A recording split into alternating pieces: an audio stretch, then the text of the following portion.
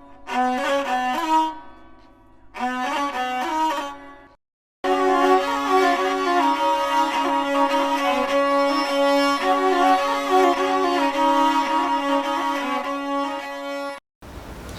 Student, welcome in TV school channel. तो अज साडा class है +2 तो साडा टॉपिक है factor affecting the rate of reaction. ये साडा चैप्टर चल रहा है बच्चों 4th, that is chemical kinetics. First chapter दे विच असी फर्स्ट लैक्चर दे विच असी पढ़िया सी रेट ऑफ रिएक्शन दी बारे दे विच कि what is the rate of reaction. देखो फिर तो थोड़ा सा रिवाइज कर दिया। रेट ऑफ रिएक्शन की है कि स्पीड जिस दे नाल रिएक्टेंट डिक्रीज हो रहा विद पैसेज ऑफ टाइम ते प्रोडक्ट इनक्रीज हो रहा। जिमें देखो कोई भी असी रिएक्शन करा रहे हैं A + B आपस दे विच रिएक्ट होके ये C + D बना तो कितनी जल्दी A ते B खत्म हो रहे ने तो कितनी जल्दी साडा प्रोडक्ट C ते D बन रहा। That is the rate of reaction, the speed of the decrease in concentration of the reactant and increase in the concentration of product. That is the rate of reaction. तो असीं इसनूं represent करना भी देखिया सी कि जदों असीं रिएक्शन नूं represent करना रेट नूं तां असीं की लिखांगे। अगर रिएक्टेंट है -D/dA concentration of A in time dt, असीं इस तरीके दे नाल इस रेट ऑफ रिएक्शन नूं रिप्रजेंट कर सकते हैं। That is equal to -D/B dt। Similarly असीं प्रोडक्ट नाल भी रेट ऑफ रिएक्शन नूं रिप्रजेंट कर सकते हैं। रेट ऑफ रिएक्शन दे विच असीं इत्थे प्लस का यूज़ करांगे क्योंकि जो इसकी कंसनट्रेशन है प्रोडक्ट दी वो की है इंक्रीज हो रही है। जदों कंसनट्रेशन घट रही है असीं माइनस का सिंबल यूज़ कर रहे हैं तो जदों कंसनट्रेशन बढ़ रही है असीं प्लस का सिंबल यूज़ कर रहे हैं। तो इन्हां दे विचों जरूरी नहीं है कि असीं रिएक्टेंट नाल ही रिप्रजेंट करांगे, असीं with the help of product भी रेट ऑफ रिएक्शन नूं रिप्रजेंट कर सकते हैं। ये है rate of disappearance of reactant कि रिएक्टेंट कितना घट रहा है and this is the rate of appearance of product कि प्रोडक्ट कितना वध रहा है with the passage of time. This is the rate of reaction जिसके बारे असी लास्ट एपीसोड दे विच पढ़िया सी। ते अज दा जो साडा टॉपिक है कि factor affecting the rate of reaction. किहड़े-किहड़े फैक्टर ने जिहड़े रेट ऑफ रिएक्शन नूं इफेक्ट करदे आ, जिन्हां तो सानूं ये पता लगदा कि रिएक्शन फास्ट होएगी या स्लो होएगी, की चीज़ उन्हां नूं प्रभावित करदी है। ਆਪਾਂ स्टार्ट करते हैं 6 ऐसे फैक्टर ने जिहड़े इस रेट ऑफ रिएक्शन नूं इफेक्ट कर रहे हैं। सब तो पहला है concentration of the reactant. Reactant की कंसनट्रेशन है जो रेट ऑफ रिएक्शन नूं इफेक्ट करती है। सैकेंड है टैंपरेचर ऑफ अ सिस्टम कि टैंपरेचर कितना है सिस्टम का। And third is the nature of reactant, reactant किस तरीके का असीं लै रहे हैं, किस तरीके का असीं यूज़ कर रहे हैं। And fourth is presence of catalyst, reaction दे विच किद्दां दा असीं कैटलिस्ट यूज़ कर रहे हैं, रिएक्शन नूं फास्ट कर रहे हैं या स्लो कर रहे हैं।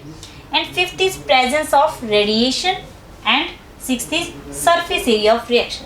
असीं वन बाय वन इन्हां दे बारे दे विच डिस्कस करांगे। First of all we will discuss concentration of the reactant. Concentration of reactant के बारे दे विच स्टडी करने के लिए सानूं पहला पता होना चाहिए कोल्यूजन थ्योरी के बारे दे विच।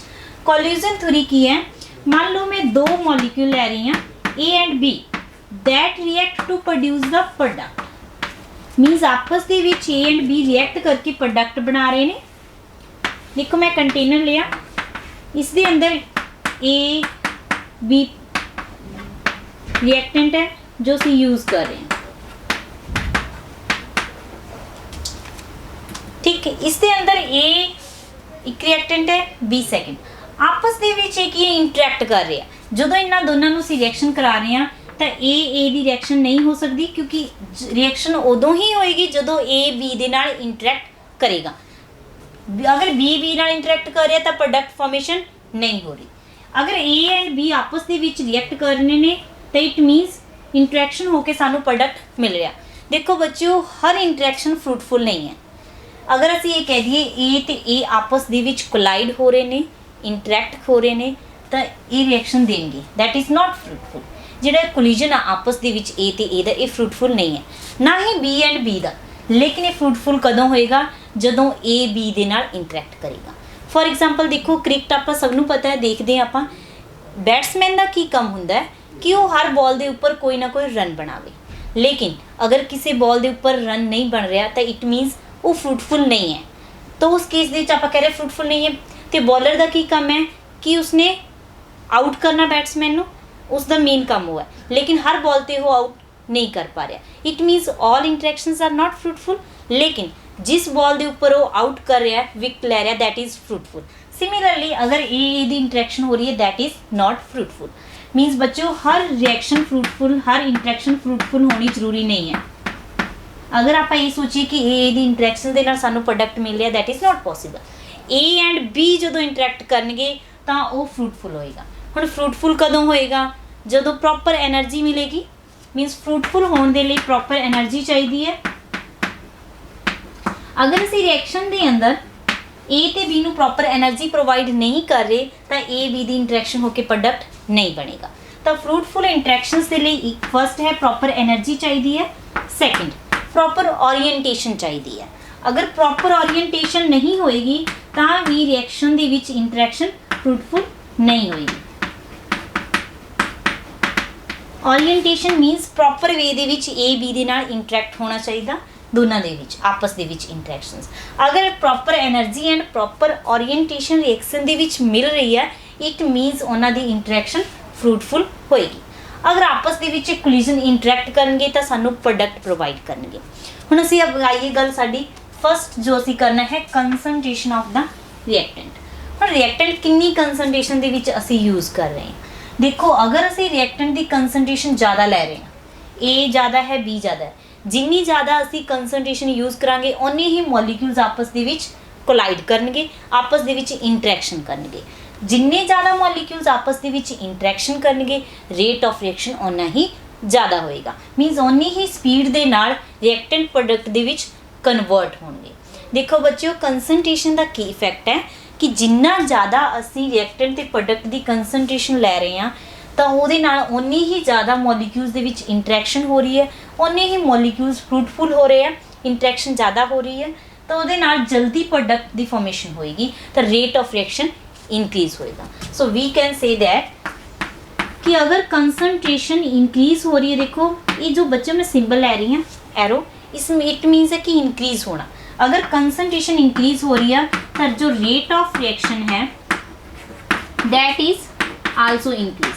द रेट ऑफ रिएक्शन भी इंक्रीज हो रहा है with the increase in concentration of the reactant. एक होर एग्जाम्पल के बारे डिस्कस करते हैं। देखो आप कोई लकड़ी ले लो, लकड़ी का टुकड़ा लै रहे हैं, ठीक। अगर असीं उसनूं बंद कमरे दे विच जला रहे हैं, बर्न कर रहे हैं तो एक ये बहुत स्लो बर्न होएगा। सिमिलरली अगर उसनूं मैं good supply of oxygen supply कर रही हूँ, क्योंकि ऑक्सीजन अगर असीं वधिया प्रोवाइड करांगे तो इन्हें फास्ट बर्न होना, तो रेट ऑफ रिएक्शन इंक्रीज हो रहा है with the concentration of reactant. Concentration की सी रिएक्टेंट, रिएक्टेंट साडी ऑक्सीजन है, जो असीं फ्यूल यूज़ कर रहे हैं वो साडा रिएक्टेंट है, टेंपरेचर। तीन चीज़ां रिएक्टेंट ने बर्न होने के लिए सानू ऑक्सीजन चाहिए है, टेंपरेचर चाहिए एंड फ्यूल चाहिए। देखो फ्यूल नू अगर मैं घट amount of oxygen they which burn कर रही हाँ तो बहुत स्लो प्रोसैस होएगा। अगर उसनू मैं अच्छी सप्लाई ऑफ ऑक्सीजन दे विच कर रही हाँ तो उस दे विच जल्दी बर्न हो जाएगा, जल्दी बर्न होएगा तो रेट ऑफ रिएक्शन इंक्रीज हो जाएगा। इसलिए कंसनट्रेशन अगर असी इंक्रीज कर रहे हैं रिएक्टेंट की तो उत्थे जो रेट ऑफ रिएक्शन है that is also increase, reaction उन्नी ही ज़्यादा फास्ट होएगी। तो इसी फर्स्ट फैक्टर जिसके ऊपर कंसनट्रेशन ऑफ रिएक्टेंट दे नाल रेट ऑफ रिएक्शन भी इंक्रीज हो रहा। सैकेंड असी डिस्कस करांगे टैंपरेचर ऑफ अ सिस्टम, कि अगर असी टैंपरेचर इंक्रीज करिए तो उसके नाल रेट ऑफ रिएक्शन के ऊपर की इफेक्ट पेगा। बच्चों सिमिलर मैं ही लै रही हूँ एग्जाम्पल, ए प्लस बी आपस के विच इंटरैक्ट कर रहे हैं तो प्रोडक्ट फॉर्मेशन दे रहे हैं। तो जदों मैं इसके टैंपरेचर नू इंक्रीज कर रही हूँ, मीनस अगर मैं इसनू हीट करदा टैंपरेचर इंक्रीज होएगा। टैंपरेचर इंक्रीज करने नाल मॉलिक्यूल्स की काइनेटिक एनर्जी इंक्रीज हो जाएगी तो बहुत जल्दी आपस दे विच इंटरैक्ट करेंगे, मीनस रिएक्शन की हो जाएगी फास्ट हो जाएगी। तो इट मीनस अगर असी टैंपरेचर इंक्रीज कर रहे हैं तो इस दे नाल रेट ऑफ रिएक्शन भी इंक्रीज हो रहा। देखो जदों मैं हीट प्रोवाइड की काइनेटिक एनर्जी मॉलिक्यूल्स की इंक्रीज होगी, मॉलिक्यूल ज़्यादा आपस के विच इंटरैक्ट कर रहे हैं, ज़्यादा इंटरैक्ट कर रहे हैं तो रिएक्शन फास्ट हो रही है, उन्नी ही ज़्यादा हो रही है रिएक्शंस। तो सेम अगर असी टैंपरेचर इंक्रीज कर रहे हैं तो रेट ऑफ रिएक्शन भी इंक्रीज हो रहा है। दैट इज सैकेंड फैक्टर कि टैंपरेचर इंक्रीज करने दे नाल रेट ऑफ रिएक्शन इंक्रीज हो रहा। हुण असी थर्ड देखते हैं नेचर ऑफ द रिएक्टेंट, कि ਅਸੀਂ किस तरीके का रिएक्टेंट ਲੈਨੇ ਆ, नेचर कितना इफेक्ट करेगा रेट ऑफ रिएक्शन ਨੂੰ। देखो मैं एग्जांपल ले रही हूँ, nitric oxide that combine with oxygen to form 2NO2। जो ये रिएक्शन है that is fast reaction. And similarly 2CO carbon monoxide that react with oxygen and to form carbon dioxide and this is slow reaction. देखो बच्चों, जो मैं nitric oxide के 2 moles ਨੂੰ ਇੱਕ ਆਕਸੀਜਨ ਦੇ ਨਾਲ ਰਿਐਕਟ ਕਰਾ ਰਹੀ ਹਾਂ ਤਾਂ ਰਿਐਕਸ਼ਨ ਤੋਂ ਬਾਅਦ ਜੋ ਇਹ प्रोडक्ट प्रोड्यूस होया, ये जो रिएक्शन है ये फास्ट है। फास्ट मीन्स बहुत जल्दी हो रही है। सिमिलरली मैं कार्बन मोनोऑक्साइड अगर यूज़ कर रही हूँ, उन्होंने ऑक्सीडाइज कर रही हूँ तो कार्बन डाइऑक्साइड बन रही है, ये बहुत ही स्लो प्रोसेस है। तो इट मीन्स जो रेट ऑफ रिएक्शन है फास्ट होएगी या स्लो होएगी, वो किस दे उपर डिपेंड कर रहा कि रिएक्टेंट असीं किस तरीके का यूज़ करें। देखो दोनों दे विच दोनों नूं मैं कर ऑक्सीडाइज रही हाँ, इसनूं भी ऑक्सीडाइज कर रही है, इसनूं भी ऑक्सीडाइज कर रही है। प्रोसैस दोनों दे विच सेम है लेकिन रिएक्टेंट का नेचर डिफरेंट है। इत्थे nitric oxide and this is carbon monoxide, तो इन्हां दोनों का नेचर डिफरेंट है, that's why rate of reaction different है। ਇਹਦੇ ਵਿੱਚ फास्ट है तो इस दे अंदर स्लो है। ये क्यों स्लो है? क्योंकि जो नेचर ऑफ रिएक्टेंट है carbon monoxide and nitric oxide का ये डिफरेंट है, that's why the reactions in this case is fast and this is slow. इसलिए ये फास्ट है तो स्लो है। तो rate of reaction nature of reactant के उपर भी डिपेंड करता है कि नेचर असी किस तरीके का रिएक्टेंट नू यूज़ कर रहे हैं। तो इसे साडा third factor that is nature of the reactant, कि असी रिएक्टेंट का नेचर है उस नाल भी रेट ऑफ रिएक्शन काफ़ी इफेक्ट पैंदा है उस दे उपर भी। तो उस दे नाल सानू पता लगता है कि फास्ट होएगी या स्लो होएगी, ये सानू रिएक्टेंट का नेचर दसेगा। नैक्सट फोर्थ पॉइंट जो असी डिस्कस करना है, presence of catalyst. Fourth present of catalyst दे विच बच्चों सब तो पहला पता होना चाहिए कि कैटालिस्ट की, जो वर्ड असी इत्थे यूज़ कर रहे हैं कैटालिस्ट। कैटालिस्ट एक सबस्टांस है जो रेट ऑफ रिएक्शन नू फास्ट भी कर सकता है तो स्लो भी कर सकता है, लेकिन वो खुद उस रिएक्शन दे विच पार्टिसिपेट नहीं करेगा।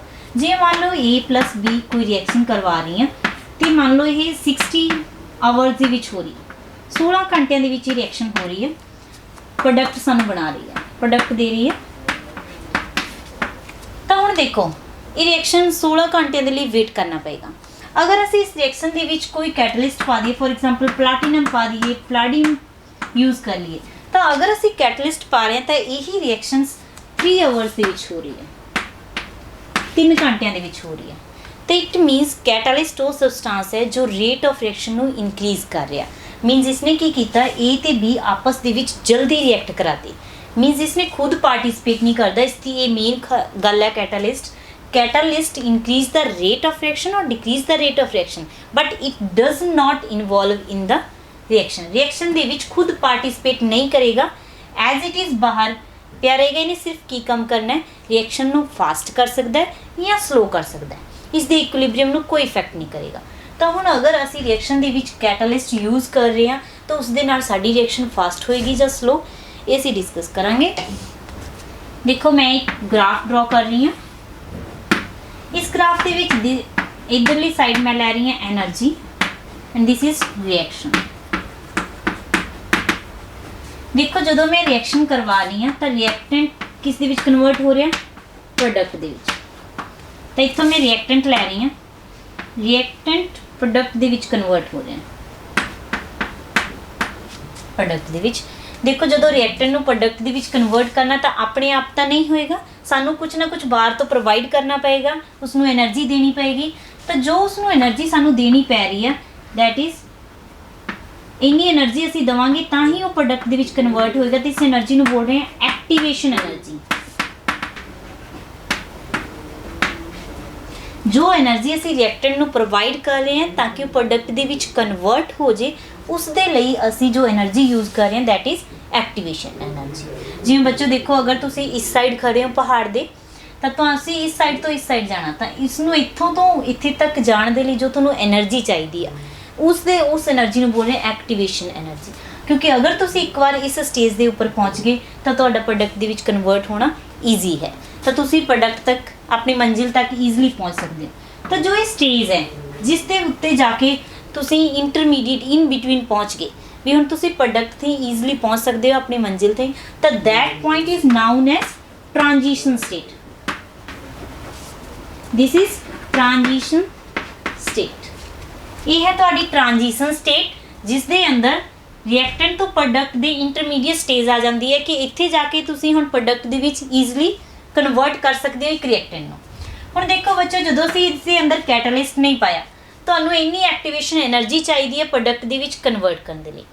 अगर मैं कोई कैटालिस्ट इस रिएक्शन के अंदर पा रही हाँ, मान लो मैं प्लैटिनम यूज़ किया इस अंदर, प्लैटिनम यूज़ करने दे नाल की होएगा कि प्लैटिनम रिएक्टेंट नूं एक नवा वे देगा प्रोडक्ट दे विच कन्वर्ट होने दे लई। मीनस जो एनर्जी तुहानूं चाहिए सी रिएक्टेंट तो प्रोडक्ट दे विच बनने दे लई, एक्टिवेशन एनर्जी वो रिएक्टेंट पाने दे नाल की है डिक्रीज हो गई।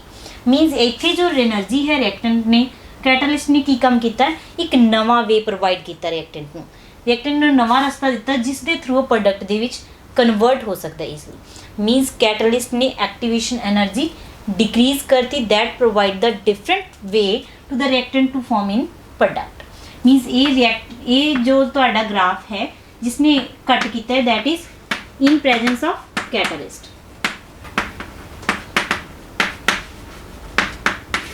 तो देखो सानू इत्थों पता लग गया कि अगर असी कैटलिस्ट यूज़ कर रहे हैं तो उसके नाल रेट ऑफ रिएक्शन इनक्रीज हो रहा। तो हुण इस दे विच रेट ऑफ रिएक्शन बहुत ज़्यादा स्लो सी क्योंकि सानू बहुत ज़्यादा एनर्जी चाहिए सी इसनूं ओवरकम करने लई। जदों असी रिएक्टेंट यूज़ कर रहे हैं तो रेट ऑफ रिएक्शन बहुत जल्दी हो गया। मीनस इस रिएक्शन नूं बहुत घट एनर्जी चाहिए है हुण इन प्रेजेंस ऑफ कैटलिस्ट।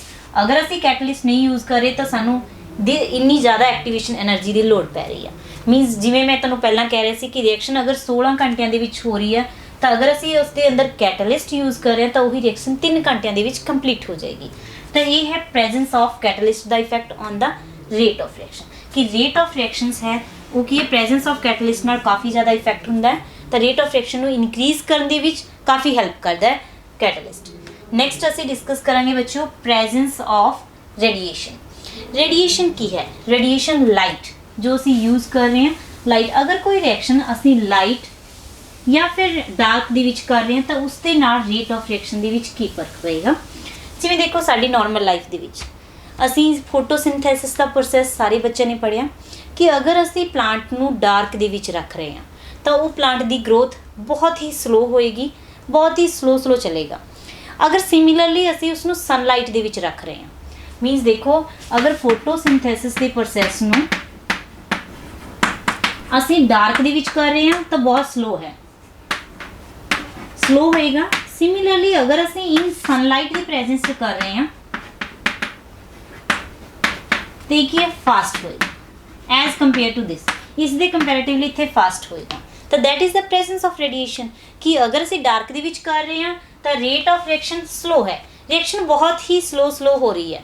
सिमिलरली अगर असी इन प्रेजेंस ऑफ सनलाइट कर रहे हैं तो रिएक्शन फास्ट हो रही है क्योंकि उसके अंदर रेट ऑफ रिएक्शन इनक्रीज हो रहा in the presence of sunlight. Similarly बच्चों जदों असी कोई रिएक्शन करा रहे हैं तो उसके विच भी डार्क ते लाइट का इफेक्ट पैंदा है कि असी उसनूं डार्क दे विच हनेरे दे विच करवा रहे हैं या फिर उसनूं इन प्रेजेंस ऑफ लाइट दे विच करवा रहे हैं। जिवें फॉर एग्जाम्पल जदों असी हाइड्रोजन एंड क्लोरीन नूं आपस दे विच रिएक्ट करा रहे हैं तो जो साडा अगर असी इन प्रेजेंस ऑफ डार्क हनेरे दे विच रिएक्शन नूं करवा रहे हैं तो जो साडा प्रोडक्ट बनता है वो नहीं बनता, आपस दे विच रिएक्ट नहीं करनगे। Means hydrogen and chlorine in presence of dark do not react नहीं करनगे। सिमिलरली अगर मैं हाइड्रोजन एंड क्लोरीन दोनों नूं आपस दे विच इन प्रेजेंस ऑफ रेडिएशन कर रही हैं, लाइट की प्रेजेंस दे विच कर रही हैं तो रिएक्शन हो जाएगी तो सानू 2HCl एज अ प्रोडक्ट मिल जाएगा। That is the presence of radiation कि रेडिएशन की प्रेजेंस भी रेट ऑफ रिएक्शन को इफेक्ट करती है कि रिएक्शन होएगी या नहीं होएगी, स्लो होएगी या फिर फास्ट होएगी। तो जिवें देखो हाइड्रोजन क्लोरीन डार्क दे विच नहीं हो रहा, हनेरी दे विच नहीं हो रही रिएक्शन तो रेडिएशन की प्रेजेंस से रिएक्शन हो रही है। जिस तरह फोटोसिंथेसिस डार्क दे विच हनेरी दे विच बहुत स्लो होंदी है and in presence of sunlight it is fast. तो ये सीगा 5th पॉइंट कि presence of radiation and 6th is the surface area of the reactant. जो ਅਸੀਂ ਰਿਐਕਟੈਂਟ ਯੂਜ਼ ਕਰ ਰਹੇ ਹਾਂ ਸਰਫੇਸ ਏਰੀਆ ਉਸਦਾ ਕੀ ਇਫੈਕਟ ਕਰੇਗਾ ਰੇਟ ਆਫ ਰਿਐਕਸ਼ਨ। ਦੇਖੋ ਬੱਚਿਓ, ਮੈਂ ਇੱਕ ਐਗਜ਼ਾਮਪਲ ਦੱਸ ਰਹੀ ਹਾਂ ਤੁਹਾਨੂੰ। ਇੱਕ ਵੂਡ ਦਾ ਮੈਂ ਏਡਾ ਵੱਡਾ ਟੁਕੜਾ ਲੈ ਰਹੀ ਹਾਂ, ਲੱਕੜੀ। ਤਾਂ ਅਗਰ ਅਸੀਂ ਇਸ ਨੂੰ ਬਰਨ ਕਰ ਰਹੇ ਹਾਂ, ਇੰਨੇ ਵੱਡੇ ਟੁਕੜੇ ਨੂੰ ਬਰਨਿੰਗ ਦੇ ਰਹੇ ਹਾਂ, ਤਾਂ ਬਰਨਿੰਗ ਦੇ ਨਾਲ ਇਸ ਦਾ ਪ੍ਰੋਸੈਸ ਹੈ ਉਹ ਸਲੋ ਹੋਏਗਾ, ਕਾਫੀ ਟਾਈਮ ਲਗਾਏਗਾ ਬਰਨ ਹੋਣ ਨੂੰ। ਅਗਰ ਸਿਮਿਲਰਲੀ ਇਸ ਲੱਕੜੀ ਦੇ ਟੁਕੜੇ ਦੇ ਮੈਂ 4 ਪੀਸ ਕਰ ਰਹੀ ਹਾਂ,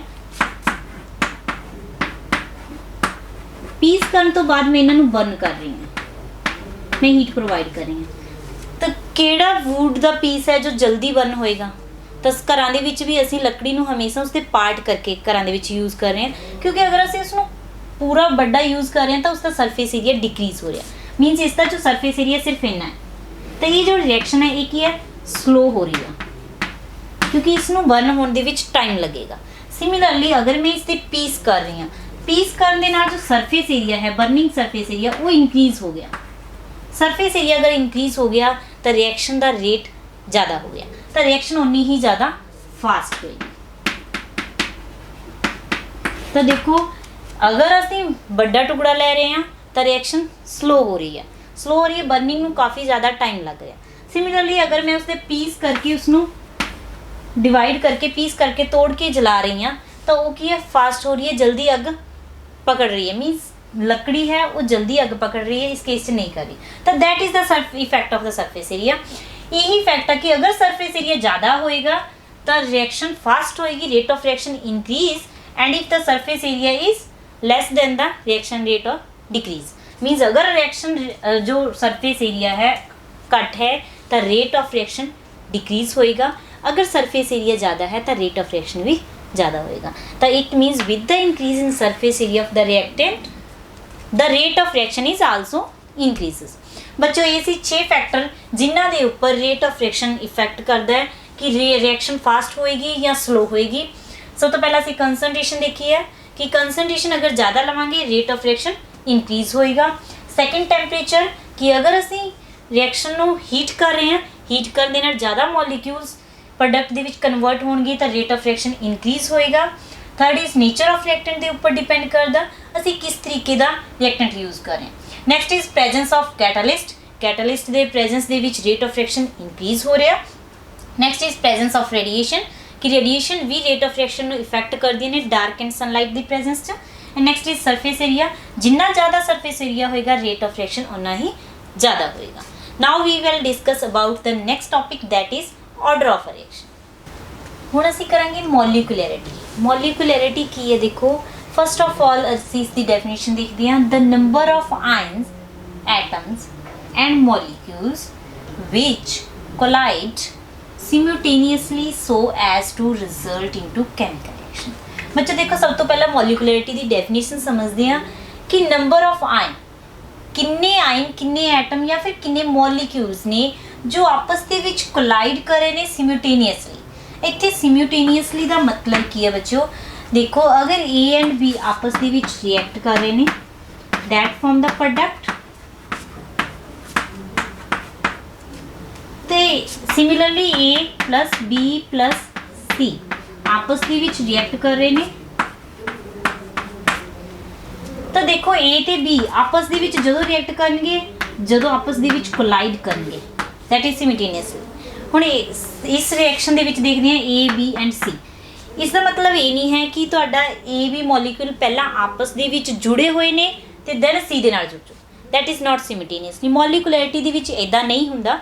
मॉलिक्यूलैरिटी दे विच मतलब ये है कि जिहड़े रिएक्टेंट मॉलिक्यूल्स ने वो एट अ पर्टिकुलर टाइम, एक टाइम ते तिन्ने आपस दे विच कोलाइड होने चाहिए, मीनस ए बी एंड सी जदों आपस दे विच एकदम इकट्ठे कोलाइड करनगे तो जिहड़ा प्रोडक्ट है वो बनेगा तिन्ना दा इक्वल कंबाइन करने विच। तो इत्थे तुहानूं सिम्यूटेनियसली का मतलब पता लग गया कि जो ए ते बी है एट अ पर्टिकुलर टाइम के उपर कोलाइड होनी चाहिए है। ये नहीं है कि तुहाडा ए बी पहला बनया है तो फिर उस दे विच सी ने कोलाइड कर लिया, मीनस दैट इज़ रॉन्ग कि ए बी अगर आपस च बने तो ये सी दे नाल कोलाइड कर लेंगे, ये गलत है। ये नहीं होएगा इस दे अंदर, इस रिएक्शन के अंदर जो कोई भी रिएक्शन करवा रहे हैं, तीन मॉलिक्यूल्स तो प्रोडक्ट बन रहा तो कदों बनेगा जदों तिन्ने मॉलिक्यूल्स सिम्यूटेनियसली कोलाइड करनगे, मीनस ਇੱਕ ਹੀ ਟਾਈਮ ਤੇ ਤਿੰਨੋਂ ਆ ਕੇ ਆਪਸ ਦੇ ਵਿੱਚ ਮਿਲਣਗੇ ਤਾਂ ਉਸ ਟਾਈਮ ਦੇ ਉੱਤੇ ਪ੍ਰੋਡਕਟ ਬਣੇਗਾ ਤੇ ਇਹ ਜਿਹੜਾ ਕੋਲੀਜਨ ਹੈ ਦੈਟ ਇਜ਼ ਸਿਮultaneously ਬੋਲ ਰਹੇ ਹਾਂ। ਤਾਂ ਵਾਪਸ ਡੈਫੀਨੇਸ਼ਨ ਤੇ ਆਈਏ, ਦ number of ions atoms and molecules which collide simultaneously so as to result into chemical reactions, ਤਾਂ ਕਿ chemical reaction ਹੋ ਜਾਵੇ ਪੂਰੀ। ਇਸ ਤਰੀਕੇ ਦੇ ਨਾਲ ਆਪਸ ਦੇ ਵਿੱਚ ਕੋਲਾਈਡ ਕਰਨ ਤਾਂ ਉਹ ਜਿਹੜੇ ਕਿੰਨੇ ਨੰਬਰ ਆਫ ਐਟਮਸ ਜਾਂ ਫਿਰ ਆਇਨਸ ਜਾਂ ਫਿਰ ਮੋਲੀਕਿਊਲ ਜਿਹੜੇ ਕੋਲਾਈਡ ਕਰ ਰਹੇ ਨੇ ਦੈਟ ਇਜ਼ ਮੋਲੀਕੂਲੈਰਿਟੀ। ਹੁਣ ਇਸ ਰਿਐਕਸ਼ਨ ਦੇ ਵਿੱਚ ਦੇਖੋ ਬੱਚੋ ਕਿੰਨੇ ਮੋਲੀਕਿਊਲਸ ਆਪਸ ਦੇ ਵਿੱਚ ਕੋਲਾਈਡ ਕਰ ਰਹੇ ਨੇ that is A and B ਆਪਸ ਦੇ ਵਿੱਚ ਕੋਲਾਈਡ ਕਰ ਰਹੇ ਨੇ, ਤਾਂ ਇਸ ਰਿਐਕਸ਼ਨ ਦੀ ਮੋਲੀਕੂਲੈਰਿਟੀ ਕਿੰਨੀ ਹੋਏਗੀ 2। ਸਿਮਿਲਰਲੀ ਇਸ ਰਿਐਕਸ਼ਨ ਦੇ ਵਿੱਚ ਕਿੰਨੇ ਮੋਲੀਕਿਊਲ ਆਪਸ ਦੇ ਵਿੱਚ ਕੋਲਾਈਡ ਕਰ ਰਹੇ ਨੇ A B ਐਂਡ C, ਤਿੰਨ ਮੋਲੀਕਿਊਲਸ ਆਪਸ ਦੇ ਵਿੱਚ ਕੋਲਾਈਡ ਕਰ ਰਹੇ ਨੇ ਤਾਂ therefore the molecularity of this reaction is 3। Condition ਇਹ ਹੈ ਕਿ ਜੋ ਤਿੰਨੇ ਹੀ ਰਿਐਕਟੈਂਟ ਨੇ ਆਪਸ ਦੇ ਵਿੱਚ ਸਿਮultaneously ਐਟ ਅ ਪਰਟੀਕੂਲਰ ਟਾਈਮ ਤਿੰਨੇ ਹੀ ਆਪਸ ਦੇ ਵਿੱਚ ਕੋਲਾਈਡ ਹੋਣੀ ਚਾਹੀਦੀ ਹੈ। ਕੋਈ ਵੀ ਦੋ ਆਪਸ ਦੇ ਵਿੱਚ ਪਹਿਲਾਂ ਕੋਲਾਈਡ ਹੋਣ ਫਿਰ ਥਰਡ ਦੇ ਨਾਲ ਹੋਣ ਇਹ ਨਹੀਂ ਹੋਏਗਾ। ਇਸ ਦੇ ਅੰਦਰ ਪੂਰੇ ਰਿਐਕਸ਼ਨਸ ਕੰਪਲੀਟ ਹੋਣ ਦੇ ਲਈ ਤਿੰਨੇ ਸਿਮultaneously ਇੱਕ ਨਾਲ ਹੀ ਕੋਲਾਈਡ ਕਰਨਗੇ। ਤਾਂ ਮੋਲੀਕੂਲੈਰਿਟੀ ਦਾ ਮਤਲਬ ਹੈ ਕਿ ਕਿੰਨੇ ਨੰਬਰ ਆਫ ਆਇਨ ਅਸੀਂ ਯੂਜ਼ ਕਰਨੇ ਆ ਪ੍ਰੋਡਕਟ ਬਣਾਉਣ ਦੇ ਲਈ, ਦੈਟ ਇਜ਼ ਮੋਲੀਕੂਲੈਰਿਟੀ। ਹੁਣ ਅਸੀਂ ਇਸ ਦੀ ਇੱਕ ਐਗਜ਼ਾਮਪਲ ਡਿਸਕਸ ਕਰਦੇ ਹਾਂ ਕਿ ਮੋਲੀਕੂਲੈਰਿਟੀ ਸਿੰਪਲ ਰਿਐਕਸ਼ਨਸ ਦੇ ਵਿੱਚ ਤੇ ਕੰਪਲੈਕਸ ਦੇ ਵਿੱਚ ਕੀ ਸੇਮ ਹੋਏਗੀ। ਦੇਖੋ ਇੱਕ ਤਾਂ ਰਿਐਕਸ਼ਨ ਹੈ ਰਿਐਕਟੈਂਟ ਤੋਂ ਪ੍ਰੋਡਕਟ ਬਣ ਰਿਹਾ that is reactant and this is product। ਇਸ ਦੇ ਵਿੱਚ ਸਿਰਫ ਇੱਕ ਟ੍ਰਾਂਜੀਸ਼ਨ ਸਟੇਟ ਆ ਰਹੀ ਹੈ ਜਿਸ ਨੂੰ ਅਸੀਂ ਸਿਲੈਕਟ ਕਰਨਾ, ਤਾਂ ਇਸ ਤਰ੍ਹਾਂ ਦੀ ਜੋ ਰਿਐਕਸ਼ਨ ਹੈ ਉਸ ਨੂੰ ਬੋਲਦੇ ਹਾਂ simple reaction. and on another way there should be a reactions which proceed in more step। जो ये रिएक्शन है ये सिर्फ वन स्टेप रिएक्शन है कि एक स्टेप ਦੇ ਵਿੱਚ ਇਹ ਰਿਐਕਸ਼ਨ ਨੇ ਪ੍ਰੋਸੀਡ ਅਪ ਹੋ ਜਾਣਾ, ਮੀਨਸ ਰਿਐਕਟੈਂਟ ਤੋਂ प्रोडक्ट बन जाएगा। हम सैकेंड देखिए कंपलैक्स रिएक्शन जिन्होंने असीं बोल रहे हैं कि रिएक्टेंट है पहला एक ट्रांजिशन स्टेट ते गया intermediate transition state and then it is convert into product, means इत्थे साडियां दो ट्रांजिशन स्टेट आईयां ने ते एक इंटरमीडिएट स्टेज आई है। इन्हां नूं कवर करन तो बाद प्रोडक्ट बनिया, मीनस इस दे विच की होया कि दो रिएक्शनस होईयां ने आपस ਦੇ ਵਿੱਚ ਦੋ ਰਿਐਕਟਰ ਨੇ ਕੰਬਾਈਨ ਕੀਤਾ ਹੈ ਲੇਕਿਨ ਇੱਕ ਸਟੈਪ ਦੇ ਵਿੱਚ ਪੂਰੀ ਨਹੀਂ ਹੋਈ, ਇਹ ਮਲਟੀ ਸਟੈਪ ਰਿਐਕਸ਼ਨ ਹੋ ਗਈ, ਮਲਟੀ ਸਟੈਪ ਰਿਐਕਸ਼ਨ। ਜਾਂ ਫਿਰ ਇਹ ਕੀ ਹੈ ਕੰਪਲੈਕਸ ਰਿਐਕਸ਼ਨ ਵੀ ਹੈ। ਕੰਪਲੈਕਸ ਮੀਨਸ ਜੋ ਸਟੈਪਸ ਦੇ ਵਿੱਚ ਹੋ ਰਹੀ ਹੈ। ਹੁਣ ਦੇਖੋ ਇਸ ਦੀ ਇੱਕ ਐਗਜ਼ਾਮਪਲ ਲੈ ਲੈਂਦੇ ਹਾਂ ਅਸੀਂ ਕੋਈ ਵੀ ਇਸ ਰਿਐਕਸ਼ਨ ਦੀ ਐਗਜ਼ਾਮਪਲ, ਜਿਵੇਂ ਦੇਖੋ NOB ਆ ਰਿਹਾ, ਠੀਕ, ਇਹ ਕਿਵੇਂ ਬਣਦਾ ਹੈ। सब तो पहला कि जो नाइट्रोजन प्लस Br2 आपस ਦੇ ਵਿੱਚ ਰਿਐਕਟ ਕਰ ਰਹੇ ਨੇ 2NOBr ਫਾਰਮੇਸ਼ਨ ਹੋ ਰਹੀ ਹੈ। ਇਹ ਜੋ ਰਿਐਕਸ਼ਨ ਹੈ ਇਹ ਕੀ ਹੈ ਸਟੈਪਸ ਦੇ ਵਿੱਚ ਆਪਾਂ ਨੂੰ ਲੱਗ ਰਿਹਾ ਕਿ ਫਸਟ ਇਹ ਕੀ ਹੋ ਰਿਹਾ ਸਿੰਗਲ ਸਟੈਪਸ ਦੇ ਵਿੱਚ ਹੋ ਰਹੀ ਹੈ, ਲੇਕਿਨ ਇਹ ਸਿੰਗਲ ਨਹੀਂ ਮਲਟੀ ਸਟੈਪਸ ਦੇ ਵਿੱਚ ਹੋ ਰਹੀ ਹੈ। ਮੀਨਸ ਕਈ ਸਟੈਪਸ ਦੇ ਵਿੱਚ ਜਦੋਂ ਰਿਐਕਸ਼ਨ ਹੋ ਰਹੀ ਹੈ ਉਹਨੂੰ ਅਸੀਂ ਬੋਲ ਰਹੇ ਹਾਂ ਕੰਪਲੈਕਸ ਰਿਐਕਸ਼ਨਸ ਦੇ ਵਿੱਚ ਹੋ ਰਹੀ ਹੈ। ਜਿਵੇਂ ਦੇਖੋ A प्लस B आपस ਦੇ ਵਿੱਚ ਰਿਐਕਟ ਕਰਨ ਤੋਂ ਬਾਅਦ ਇਹ ਪ੍ਰੋਡਕਟ ਦੇ ਰਹੇ ਨੇ C ਤੇ ਉਸ ਤੋਂ ਬਾਅਦ C D ਦੇ ਨਾਲ ਰਿਐਕਟ ਕਰਕੇ ਸਾਨੂੰ ਜੋ ਫਾਈਨਲ ਪ੍ਰੋਡਕਟ E ਦੇ ਰਿਹਾ ਤੇ ਸਾਡੀ ਜੋ ਓਵਰਆਲ ਰਿਐਕਸ਼ਨ ਹੋਏਗੀ A + B = E, ਮੀਨਸ ਇਸਨੇ ਦੋ ਸਟੈਪਸ ਦੇ ਵਿੱਚ ਪੂਰਾ ਹੋਣਾ ਰਿਐਕਸ਼ਨ ਨੇ, ਤਾਂ ਉਹ ਹੁੰਦੀ ਹੈ ਕੰਪਲੈਕਸ ਰਿਐਕਸ਼ਨ ਜਾਂ ਫਿਰ ਮਲਟੀਪਲ ਸਟੈਪ ਰਿਐਕਸ਼ਨ। ਤਾਂ ਦੇਖੋ ਬੱਚਿਓ ਮੋਲੀਕੂਲੈਰਿਟੀ ਸਿੰਪਲ ਰਿਐਕਸ਼ਨ ਦੇ ਵਿੱਚ ਤਾਂ ਅਸੀਂ ਫਾਈਂਡ ਆਊਟ ਕਰ ਸਕਦੇ ਹਾਂ, ਲੇਕਿਨ ਕੰਪਲੈਕਸ ਦੇ ਵਿੱਚ ਮਲਟੀ ਸਟੈਪਸ ਦੇ ਵਿੱਚ ਮੋਲੀਕੂਲੈਰਿਟੀ ਫਾਈਂਡ ਕਰਨਾ डिफिकल्ट आ। असी इन्हां केसेस दे विच मॉलिक्यूलैरिटी नहीं कर सकते प्रॉपर वे दे नाल। हुण असीं इस एक एग्जांपल दे बारे दे विच डिस्कस करांगे।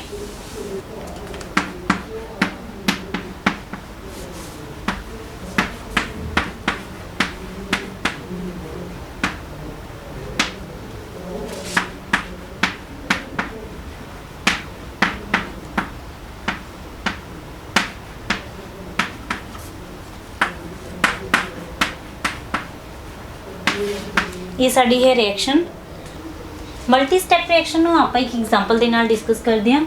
देखो 2NO molecules moles combine with bromine to form this product. जो ये रिएक्शन है सानू लग रही है कि सिंपल है मीनस लग रहा है कि एक स्टैप च हो रही है, लेकिन this is not a simple reaction, this is multi step reaction. जदों असीं इसके मैकेनिज्म बारे स्टडी कर रहे हैं तो इसके मैकेनिज्म दे विच ये 2 स्टैप रिएक्शन आती है कि सब तो पहला 1 molecules of nitric oxides combine with bromine to form the NOBr2 product. Means जो फर्स्ट रिएक्शन है वो की आ रही है, फास्ट आ रही है। फर्स्ट रिएक्शन बहुत जल्दी हो रही है, रेट ऑफ रिएक्शन ज़्यादा है। सैकेंड जो फर्स्ट दे विच सानू प्रोडक्ट मिले that react with another molecules of nitric oxides and give the final product. जो सैकेंड रिएक्शन है दैट इज स्लो रिएक्शन। ये रिएक्शन स्लो है। हुण सानू इत्थों रेट ऑफ रिएक्शन किहड़ी तो पता लगेगा कि ओवरऑल जो रेट ऑफ रिएक्शन है, रिएक्शन का रेट है वो कितना होएगा, फास्ट स्टैप तो पता लगेगा या स्लो स्टैप तो। देखो बच्चों ध्यान रखना है कि जदों भी असीं रेट ऑफ रिएक्शन कैलकुलेट करना, अगर मल्टी स्टैप रिएक्शन आ तो उसके अंदर फास्ट एंड स्लो 2 प्रोसैस हो रहे हैं, तो जिसका रेट जिसका स्पीड स्लो है वो सानू रेट ऑफ रिएक्शन दसेगी। मीन जो रिएक्शन जल्दी हो रही है उसके तो सानू रेट ऑफ रिएक्शन नहीं पता लगेगा, सानू पता लगेगा स्लो रिएक्शन दे विच। क्यों?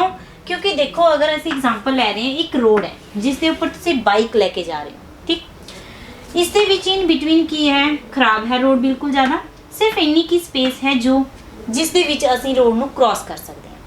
जदों तुसीं इधरों आ रहे हो बहुत ज़्यादा फास्ट आ रहे हैं, रिएक्शन मीनस फास्ट हो रही है, बहुत फास्ट आ सकते हैं। लेकिन अगर इत्थे ट्रैफिक नहीं है तुसीं घट टाइम दे विच पास कर सकते हैं। लेकिन अगर इत्थे ट्रैफिक है तो तुहानूं बहुत ज़्यादा टाइम लगेगा इत्थे क्रॉस करन नूं, तो उस तो बाद तो तुसीं अपनी मंजिल तक आराम नाल प्रोडक्ट बना सकते हो। ठीक, तो तुसीं कितनी जल्दी प्रोडक्ट तक पहुँचोगे एक कित्थों पता लगेगा, इस पोजीशन तो। मीनस इत्थों तुहानूं पता लगेगा कि तुसीं कितनी जल्दी प्रोडक्ट च जा रहे हो, मतलब तुहाडी मंजिल तक तुसीं पहुँच रहे हो। अगर इत्थे ट्रैफिक घट है तो तुसीं जल्दी पहुँच जाओगे, अगर इत्थे ट्रैफिक ज़्यादा है तो तुहानूं इत्थों स्लो जाओगे। तो ये जिहड़ा पॉइंट है इत्थों तुहानूं बहुत केयरफुली जाना पएगा, स्लो जाओगे तो इत्थों सानूं पता लगेगा कि तुसीं जल्दी पहुँचोगे या लेट पहुँचोगे। तो that's why the slow step determines the rate of reaction, कि रिएक्शन की स्पीड ज़्यादा होएगी या घट होएगी ये तुहानूं स्लो स्टैप दस रहा। तुहानूं सिर्फ इस पॉइंट तो पता लगेगा कि तुसीं प्रोडक्ट दे विच कितनी जल्दी पहुँच रहे हो, अपनी मंजिल तक कितनी जल्दी पहुँच रहे हो, रिएक्टेंट तो प्रोडक्ट किवें बन रहा, तुहानूं सिर्फ इस पॉइंट तो पता लगेगा। इत्थे चाहे तुसीं जिन्नी मर्जी तेज़ आ रहे हो, अगर इत्थे ट्रैफिक है तो तुहानूं स्लो करना पेगा। तो ये जिहड़ा पॉइंट है ये दस रहा कि तुसीं कितनी जल्दी अपनी मंजिल तक पहुँचोगे। सिमिलरली रिएक्शन दे विच भी सेम केस है कि जदों कोई रिएक्शन फास्ट एंड स्लो हो रही है, असीं उसकी स्पीड नूं देखना है कि ओवरऑल रिएक्शनस कितने टाइम दे विच होएगी, तो सानूं पता लगेगा स्लो दे विच कि स्लो स्टैप है वो सानूं रेट ऑफ रिएक्शन के बारे दे विच दसेगा। तो मॉलिकुलैरिटी देखो, मॉलिकुलैरिटी नंबर ऑफ आइंस किन्ने रिएक्ट कर रहे हैं। हुण देखो इस रिएक्शन दे विच मॉलिकुलैरिटी कितनी होएगी 3, क्योंकि 2 moles of nitric oxides combine with 1 molecules of bromine. तो इत्थे 3 रिएक्टेंट मॉलिक्यूल्स आपस दे विच कंबाइन कर रहे हैं, तो इत्थे जो मॉलिकुलैरिटी है दैट इज 3।